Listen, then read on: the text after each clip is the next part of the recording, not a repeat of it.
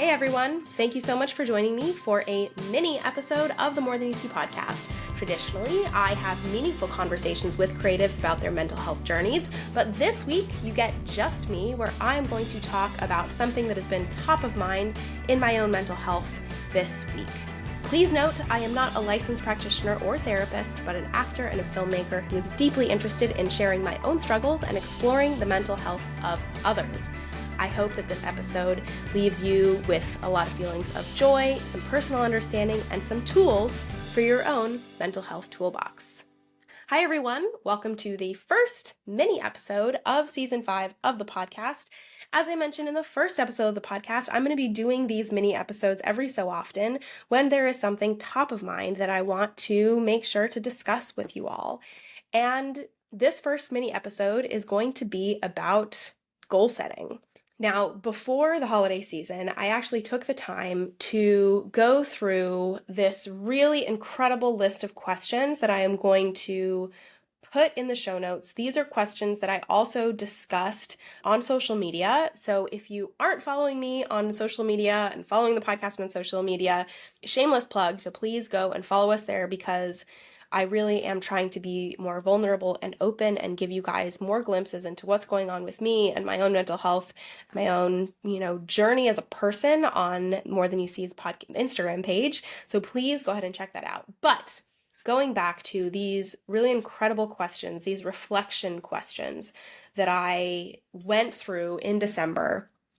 And I talked last year about how I super hate this idea of new year, new me.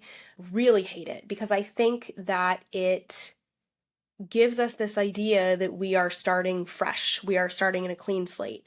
But here's the thing. We are not babies. We are not starting fresh. We are the same flawed, wonderful humans that we were December 31st as we are January 1st.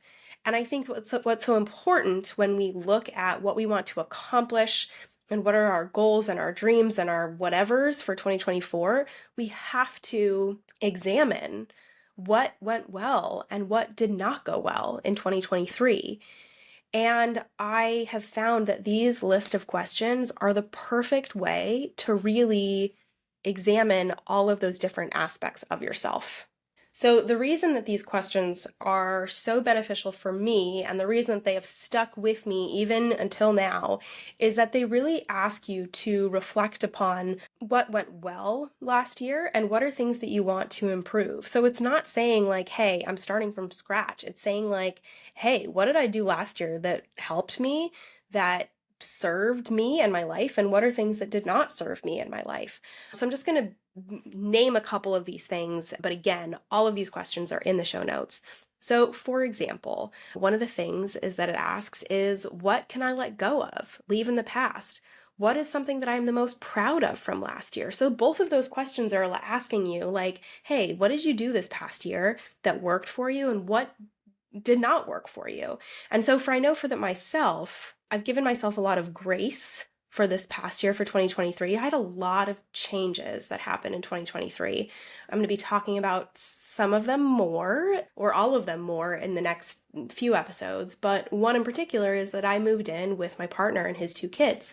That was a huge, huge change for myself. And I really had to allow myself grace, because previously I was living alone with my dog Finn, and I would work all the time. I was able to accomplish so many things because I did not have 2 children that were also demanding my attention.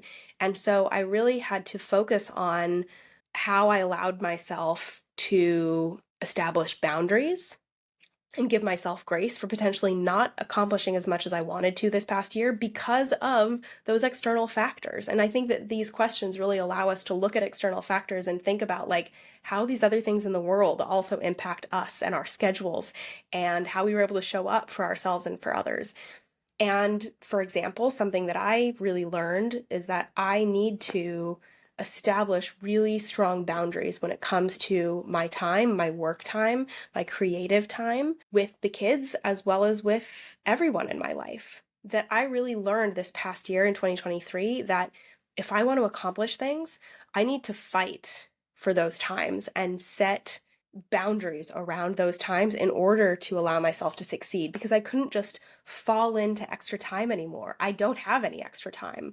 And so forcing myself to structure my days has been something that I really promised myself at the end of 2023. And over the past 6 weeks of 2024, I have really allowed myself to do.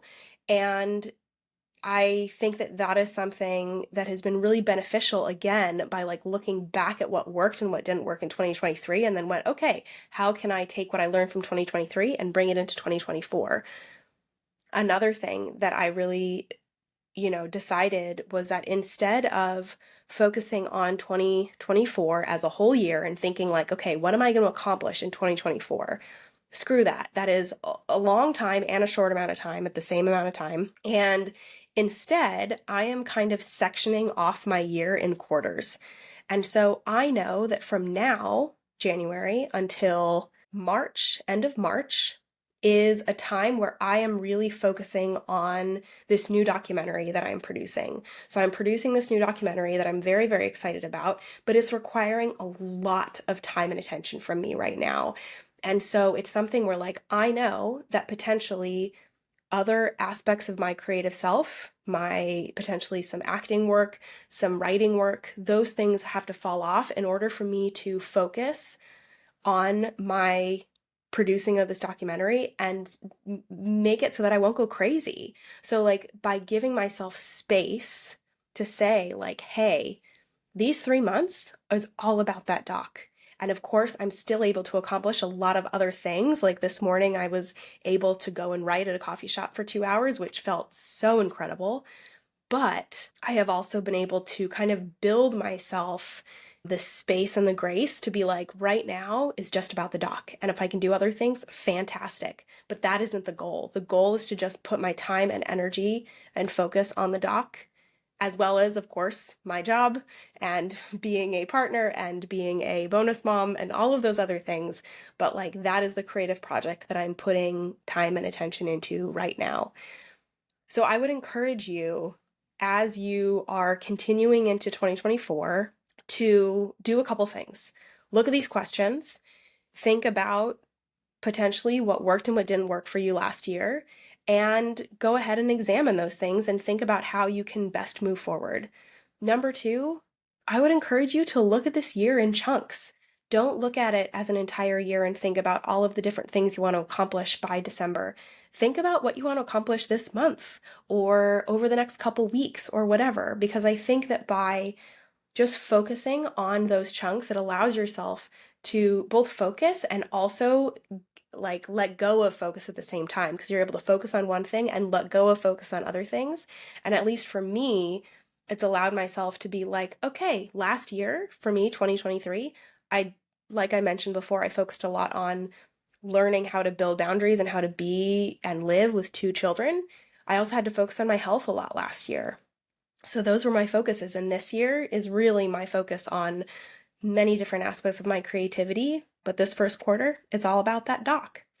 So I hope that this little mini episode inspires you to examine yourself and what is going on with you in 2024. And I hope that you let me know if this resonated with you, what your goals are for 2024. I would love to hear if you have a different way that you separate your year or the way that you come up with different goals for yourself. And I want to remind you to give yourself grace, because sometimes these goal settings and these like starting out these years with like, you feels like you're being shot out of a cannon, like January 1st, where you just feel like you have to soar ahead and like accomplish all of these things. And I'm calling major bullshit on that. And just reminding you to give yourself grace for wherever you're at. That's okay. Whatever you want to focus on this year, that's okay. Please remember, like I said, to be kind to yourself, to remember that you and everyone around you is more than you see.